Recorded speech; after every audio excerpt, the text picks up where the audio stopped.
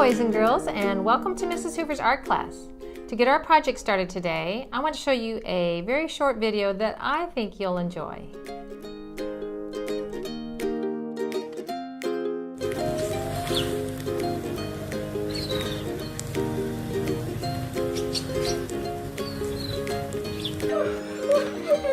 She's not impressed.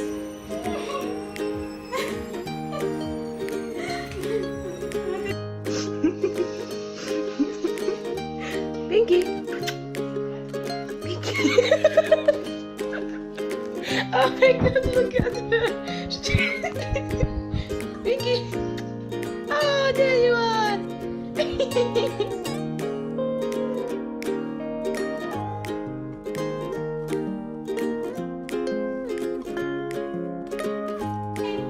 Yalla! We'll see Daddy.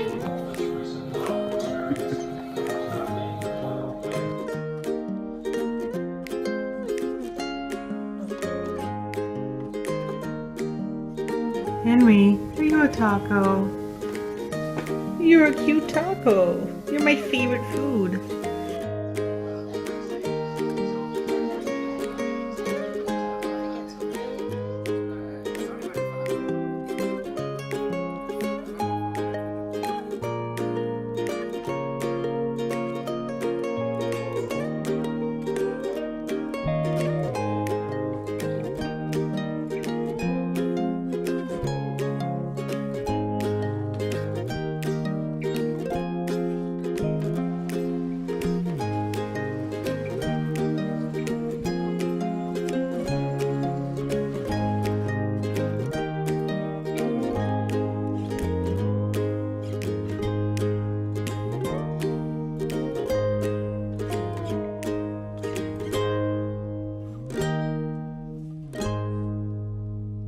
Wasn't that funny?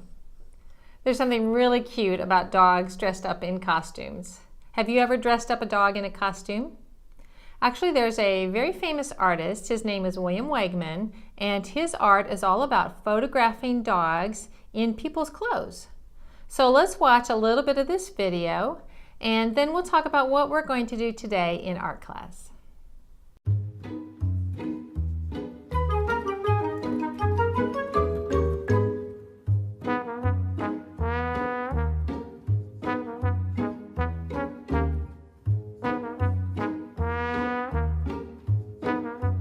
I've worked with 10 Weimaraners since 1970, and they're all somewhat different.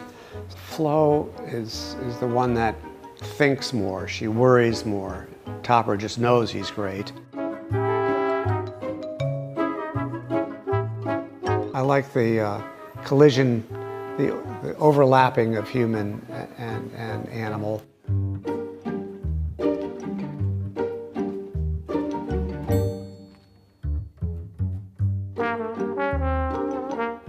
I've dressed them as people, but a lot of times they look like people even when they're without hats and wigs and sunglasses. Saks Fifth Avenue sent me all kinds of crazy clothes and different designers. Issey Miyake, for instance, is really fun to work. How does a human thing like a dress fit on a dog? How do you make that work? It's kind of challenging. 90% of the photographs, dogs look melancholy. Intensity and focus, I enjoy. Probably the sexiest photograph I've ever taken is one I titled Lolita, where a very young baddie, I think she was only 6 or 7 months old, is sitting in a director's chair in a really remarkable way, and she's just looking back at the camera in such a blasé and riveting way. But she's just long and slender and youthful and completely sure of herself. I did a lot of photographs with mother and child, elevating one of the dogs to be taller. You think that's the grown-up, the shorter one is the child. I've had a dog look like they're riding a bike. You know, the bike's been stabilized and made safe. It's just like a sitting pose. So knowing the anatomy of the dog and knowing what their their musculature can do, which is different from a human's. My dog Candy didn't really love the camera. I think it was actually the lights she didn't like. So she'd always go like this. Ended up using her flying, doing more acrobatic things. So she wanted to be there. There's something riveting about a camera and a dog. I don't know, the way they look back at you and wonder what you're doing makes it possible to do this. I hope you enjoyed learning a little bit about William Wegman. He loves his dogs, and I really love dogs too. You know, dogs are often thought of as part of your family. Some people even include them in their family portraits. Do you know what a portrait is? Let me give you a hint.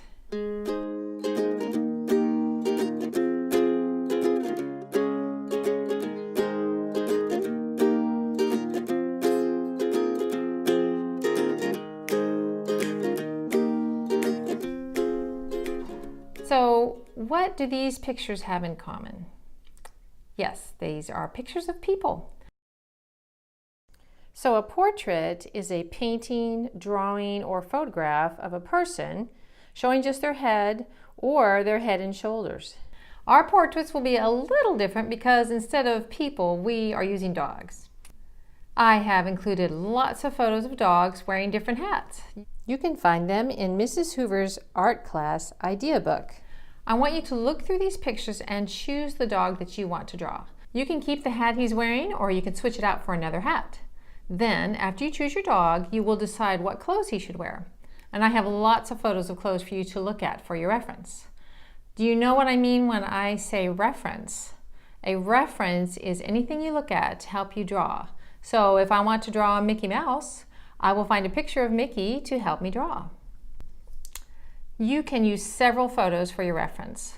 One for the hat, one for the dog, one for the glasses if you want, one for the clothes, and then you can put them all together.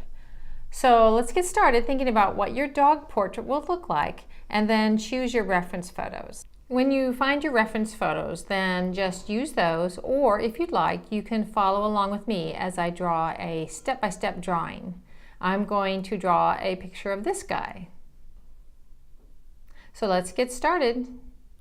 When you finish your drawing, you are ready to add color with oil pastels, and that's in part 2.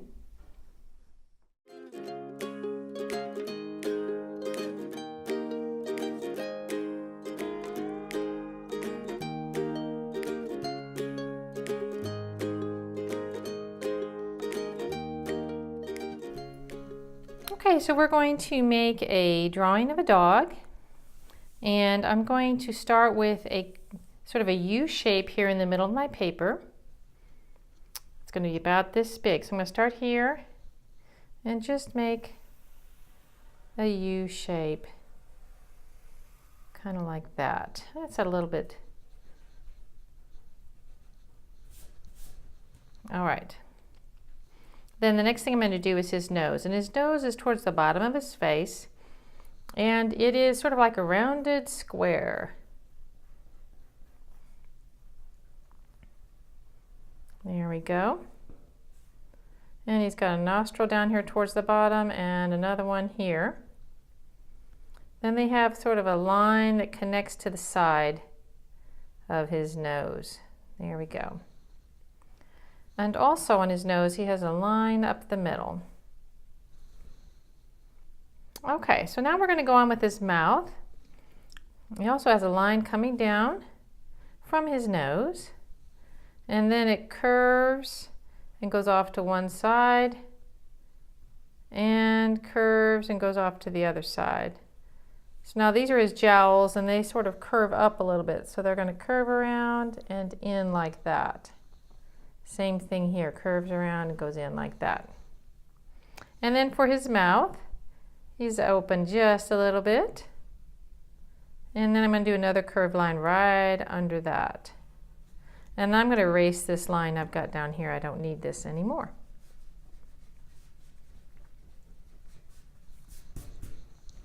Okay. Next thing I need are his eyes, and they go up right about here and here. So I'm going to start right and make a curved line right like that. Here and another one right here. And under that, I'm going to give him big, round eyes. And then a second iris inside there up at the top. See, I'm starting at the top there. And then one more circle for a highlight. All eyes have a highlight because all eyes are moist, have water on them, so they reflect the light. So if you will put a little white circle, a little white dot in your eyes, they will look a lot more realistic, even for animal eyes. So now I'm going to do the underneath curved line. And on this dog, he has sort of a second line under here, sort of like the inside of his eyelids showing. So I'm going to make a second line like that. And he also has a wrinkle on the top. It looks like an eyebrow, but it's really a wrinkle. And then he has some hair, like a white stripe down the center, so I'm going to put that in. So that's pretty much all I'm going to put in for his face. Now for my dog, he's wearing a beanie cap. You can put any kind of hat on. He could wear a cowboy hat, or he could wear a baseball cap, or a stocking, or a Santa hat, whatever. I'm just going to put this little beanie cap that I have on him, and it just starts over on this side, kind of curves around, and then it's the brim part is sort of small and then gets a little bit bigger. And then I'm going to put the top part sort of wiggly. There we go. So he's got a little beanie cap. And then I need to extend up here on this side to touch the cap. Then I need to give him some ears, and you can do all kinds of different ears. There could be curly ears or kind of hairy. This guy, I'm going to give him kind of wiggly hound dog ears. There. All right, he's good looking. Now I need to give him a neck, and we're going to start the body part. So his neck would come down pretty much on the side here of his head, just a little bit of neck, which is kind of like a dog neck, but kind of like a human neck. So we're going to give him some clothes at this point, and you can give him all different kinds of clothes. He could be wearing a sweatshirt or a hoodie. He could be wearing a t-shirt, or he could be wearing a shirt with a collar. I'm going to give him a shirt with a collar. So I'm going to curve down here, and then I'm going to give his shoulders. Now in doing his shoulders, we're going to give him kind of like people's shoulders. And you don't go straight over with shoulders, you actually slope down a little bit. So I'm going to slope down a little bit, and when I get to the edge of the paper, I'll curve and go right off the page. Same thing on the other side, sloping down a little bit, and then right off the page. My dog's over just a little bit. You can see I didn't go all the way over because that would make his shoulders uneven. So I'm going to give him a collar. To do that, I need to start here and go straight over because the collar is a straight line. So I'm going to do that on this side and this side, straight over. It's not curved. And then I'm going to give the front of the collar, kind of comes run down like that, and down a little bit, and then straight up to the collar edge. I think I made this a little bit too far down, so I'm going to fix that. Okay, so now I'm going to give him a tie. To give him a tie, I'm going to start about in the middle. This is sort of the knot of the tie, comes down and then does a curved line like that. So there's the knot of the tie. He's wearing a tie. And then the rest of the tie just comes down off the page. All right, he's a good looking guy. I could give him a pocket. So I might put a pocket over here. And it's like a square, and it starts to go in to make a point, but it goes off the page on my paper. And maybe make a little line across there like that. And I think I might even put a little dog biscuit coming out of his pocket. You can do whatever you want to. I just might do that, little dog biscuit. All right, well that's all I really need to do with this guy. Now I am ready for my next part, I can give him some dots. My next part for my dog is the part with the oil pastels.